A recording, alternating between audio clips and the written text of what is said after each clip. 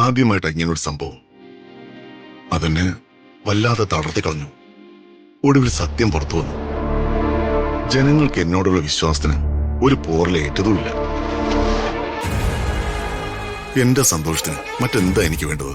സത്യവാ പ്രതാപ, നിന്റെ പേരിൽ ഒരു ആരോപണം വന്നപ്പോ നിന്നേക്കാൾ ഒരുപാട് വിഷമിച്ചത് ഞാനാ. നീ ഈ കുടുംബത്തിന്റെ അഭിമാനമല്ലേ? അല്ലെങ്കിലും ജനങ്ങളെ പറ്റിച്ച് ജീവിക്കേണ്ട ആവശ്യം നിനക്കില്ലല്ലോ. നീ ഒരു തെറ്റും ചെയ്യില്ലാന്ന് കുട്ടിക്കാലം മുതൽക്കേ നിന്നെ അറിയാവുന്ന എനിക്കറിയില്ലേ? കണ്ടില്ലേ, പത്രക്കാരൊക്കെ നല്ല റിപ്പോർട്ട് കൊടുത്തിട്ടുണ്ട്. നോക്കി. ആഹാ, ശരിയാണല്ലോ. ദൈവമേ നമ്മുടെ കൂടെ ഉണ്ട് പ്രതാപ.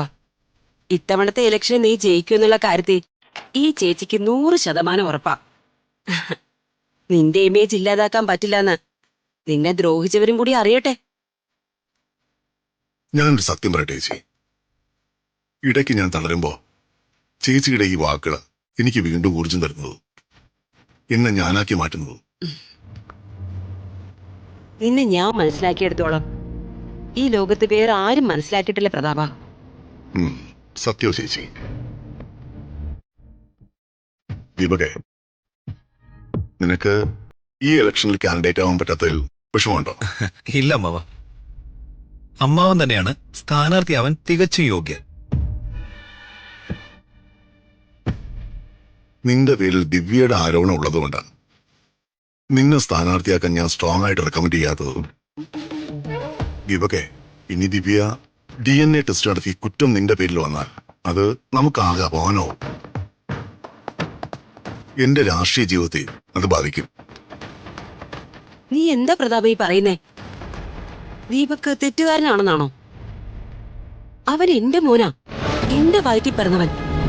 ദീപക് ഒരു തെറ്റ് ചെയ്തിട്ടുണ്ടെങ്കിൽ അവന്റെ അമ്മയായ ഈ അംബിക അറിയാതിരിക്കില്ല. പ്രതാപ, നിനക്കറിയാവുന്നതല്ലേ, നമ്മുടെ കുടുംബത്തിൽ നമ്മുടെ പൂർവികരോ ഈ തലമുറയിൽപ്പെട്ടവരോ ഇങ്ങനൊരു ചീത്തപ്പേര് കേൾപ്പിച്ചിട്ടുണ്ടോ? ആ പാരമ്പര്യ ദീപകിന്റേത്. ചേച്ചി, ഞാനൊരു വിദൂര സാധ്യത പറഞ്ഞേ ഉള്ളൂ, അല്ലാതെ ചേച്ചി വിഷമിക്കാൻ വേണ്ടി പറഞ്ഞൊന്നുമല്ല.